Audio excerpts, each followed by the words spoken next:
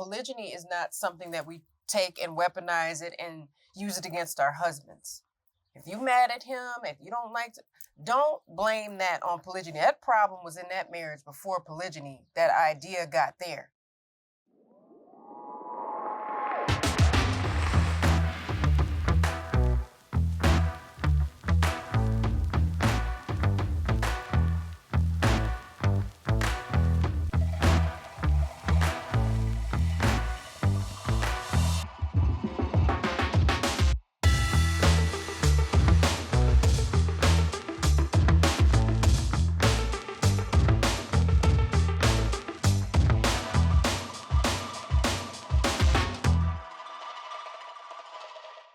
Assalamu alaikum, peace. I'm Coach Nazir. And I'm his wife, Coach Fatimah, one of two. We are two of the three founders of Outstanding Personal Relationships, as well as authors of the new book, Let's Talk Polygyny Uncensored. So today, Coach Fatimah and I were discussing a comment that was left, and we're really talking about the mindset, because many times we train, all the time, we really train about personal growth. Matter of fact, that's kind of our motto, if you will, with GLC, right?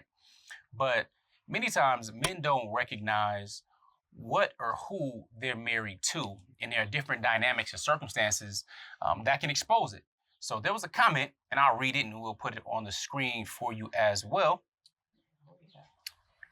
It goes like this from, all right, the person's name, I don't know pronounce it necessarily, but it's Dummy, I don't know any of these. But she goes on to say, if my husband ever remarried, I will make everyone's lives miserable. So monogamy is the safest route for me. LOL. I wouldn't try to hide it either. Revenge would be the goal and nothing else. And she ends it with, may Allah protect my marriage from polygyny. As though polygyny is some type of big, bad monster. So we did respond, of course, because that is a heinous comment to make. And I'm glad she kind of made it, just because it allows other people to see and learn from it. And hey, we're making this video to really share with you what many people will not dare express. So it takes a heightened, big level of pride, guts, or whatever you may want to call it, to say something like that.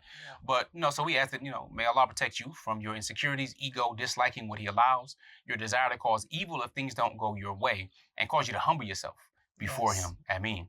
I may protect your husband from experiencing any evil you hold in your heart towards anything he may do, which is allowed by Allah and his messenger, alayhi salatu wasalam. Ameen. So here's the thing. This idea, this type of thinking is not the first comment we received, or in our conversations, or even coaching and counseling with people. This is something that is usually on the inside, or it's harbored, and a person can externally have a great relationship. They can be in monogamy, things are going fine and so on, but this person is still harboring this thing that, to me, is like a bomb. They're willing to go ahead and release this bomb, blow everything up. Like she said, it's going to be nothing but revenge. I'm not going to hide it. Her goal is to make everyone's life miserable. Now, me as a man, as a husband, I'm like, how in the heck is anybody even going to want to be attracted or stay married to you to begin with, if that's your goal? Or you start to act out should he decide to do something that's allowed. Like, how? I don't get that. So anyway. Well, it made me feel bad for him. And it takes a lot to shock me, a lot. Because I've heard people say so many things. I've seen people do so many things. So I expect certain behaviors. But to put this on a public platform, to have it in your heart, first and foremost, it just took me down, because I said, this is on in our comments. And I said, this man probably doesn't even know this is there. Right. So I said, who is he married to that she would express such a thing and make it difficult for a man that you claim you care about or love? Because I would think if he's your husband, you agreed to marry him, and then the love grew prayerfully. I don't know. Because the way this sounds, it sounds like you hate him. That's the way I took it. It sounds like he's her enemy. That's the way I took it. You playing for the team of the shaitan, because even in jest, this is not funny. This is not funny. This is very threatening language. So I don't know too many men that would know that their wife left this and keep them as such.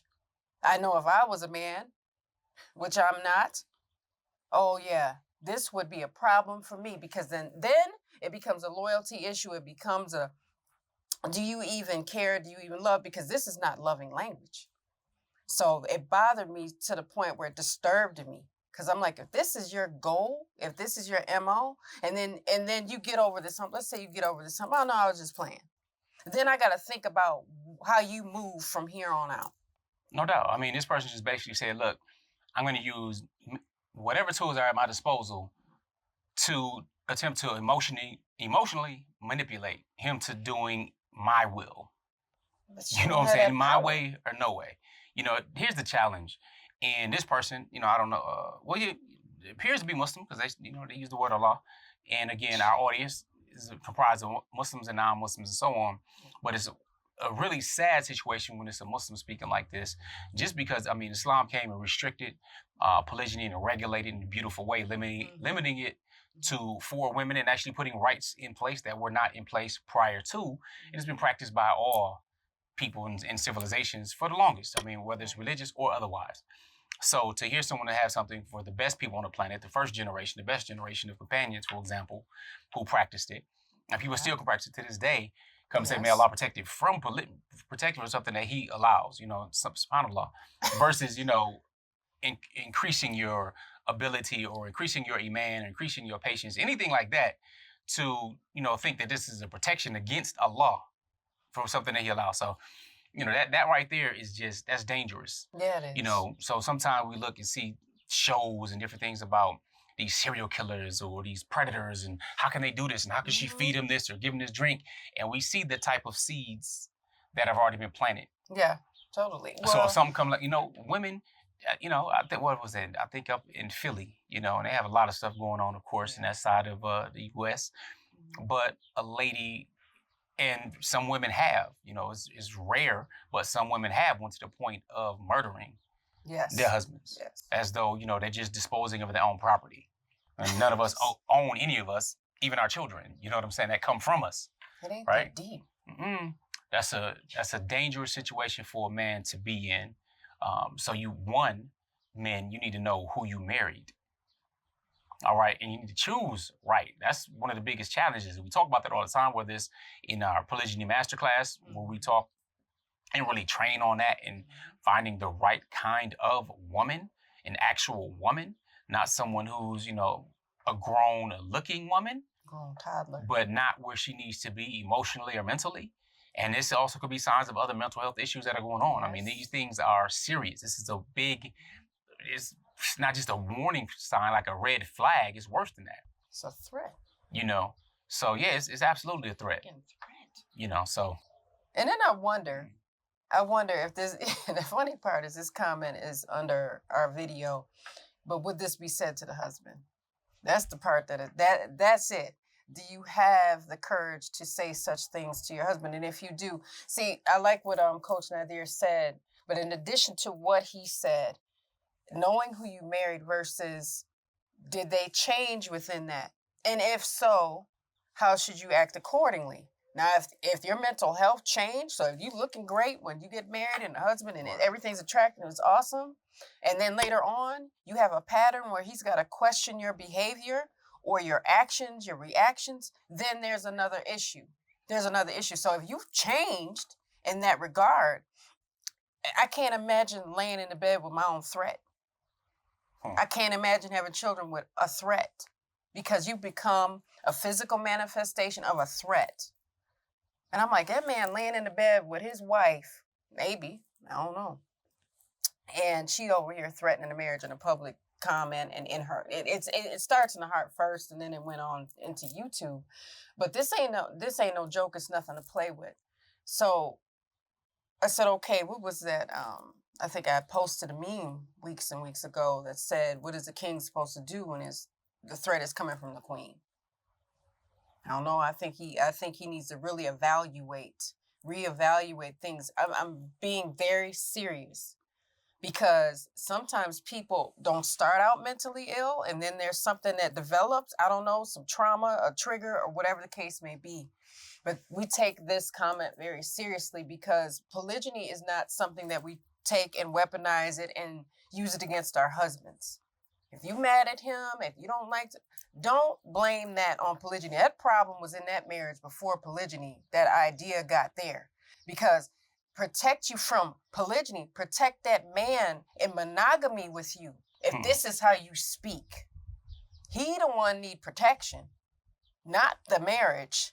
Not the marriage, because now we done went past that. Because this is another level when we start threatening one another.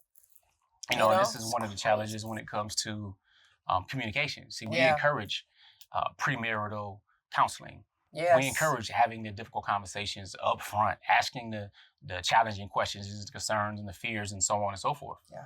You know what I'm saying? Because that allows you to be open, allows you to be honest. Now, if you didn't know that or didn't have the idea, I mean, I got married young, so I wasn't thinking about polygyny, you know what I'm saying, at all. I'm just trying to get married and do what's right and be new Muslims and everything else. But young with you. Yeah. We got married. You know what I'm saying? We got married young. So when we say we married 27 years, that's facts. That's facts. But, you know, the challenge comes in when you have those, okay, you know, my wife feels a certain way about it, or, you know, I have an idea, she's blown up about it, or doesn't like, you know, I bought this book in the house and all, whatever it may be, right? And there's a challenge now, husband has to make a decision, okay, can we even have a conversation about this?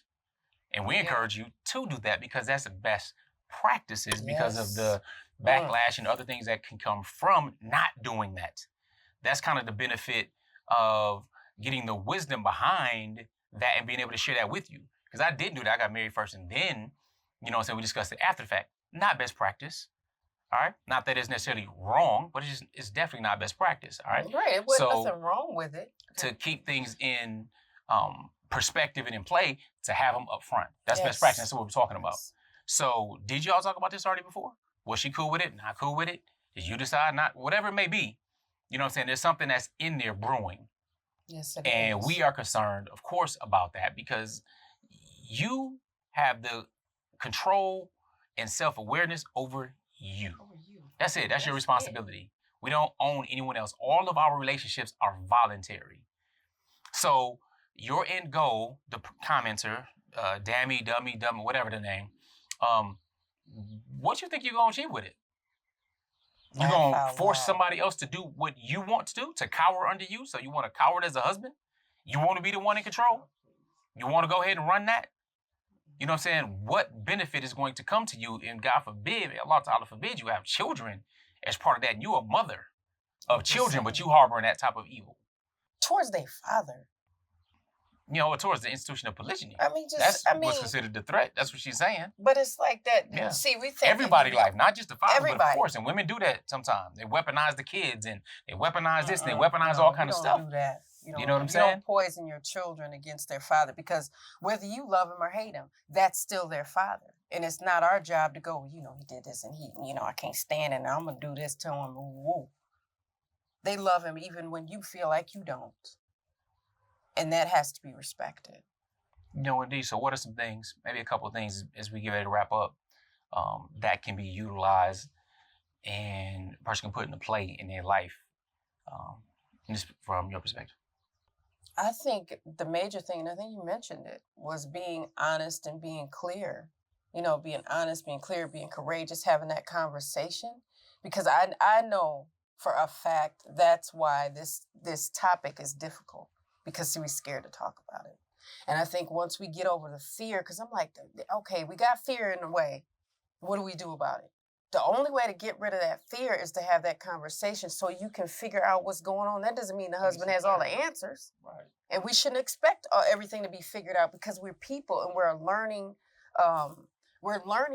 So the husband's learning, the wives are learning, the children, everybody's going to continue to learn. So once we talk about these things, they become less hard and we're less fearful. I know for me, the more I talked about polygyny, the less upsetting or the less anxiety I had surrounding it. Now I can talk about it all day with two hands tied behind my back, because I allowed myself to. Well, because nobody else stopped me. You know what I'm saying? But I had to study. And then I had to look at me and go, okay, why didn't this conversation happen? Was I willing to have it? Or did I have it but don't have it now? No, you can't have it both ways. But getting past that fear and just opening up the conversation to our husbands within our marriage, because our husbands are our family. They're not this, he over here, you're over here. We're on the same team. We should be. And we're family toward one another. We are. Indeed. I would suggest, of course, understanding your core values. Mm-hmm. What are your core values? What are the most important things to you in your most important intimate relationship with your spouse? Yes. What is it? Because when you know what that is, you can inform your significant other so that she may provide that for you and not violate that, and vice versa. Yeah. But if you don't know thyself, then you're going to have a difficult and challenging time. Yeah, you will. All right, and that fear can overcome you. You can get comfortable with it. You can go ahead and plot and plan. It'll be killing you up and things never happen. It's gonna eat But you yet up. it will still eat you up, and you still had that planted seed of evil, which makes you that much more receptive to the whispers. That's right. So can I put something on the end of what Coach Nazir said? With that, when our husbands do provide their experience, let's not go, well, that's not what it was for you. Listen. Part of communication is listening to someone else's experience and understanding that it might not look like yours and it might not have to. We're different. The men and the women are not each other. So let's listen to, not just communicating so you can just talk. Listen to the other perspective that might not match your own. 100%. So with that, make sure you get information like we have a report on 3 ways to win at polygyny, or also called the polygamy roadmap, at thepolygynymasterclass.com. But I'd also let you know that most people that watch our videos are not subscribed. All right, so if you are not, you like the content that you're getting, subscribe down below, hit the bell button, get notified every time we release a video, and we look forward to sharing with you and building. And we're gonna rock out with some GLC. But before we do, Coach Nazir, we got to leave something in the comments. Yes. Leave in the comments. Indeed. What we gonna leave in the comments?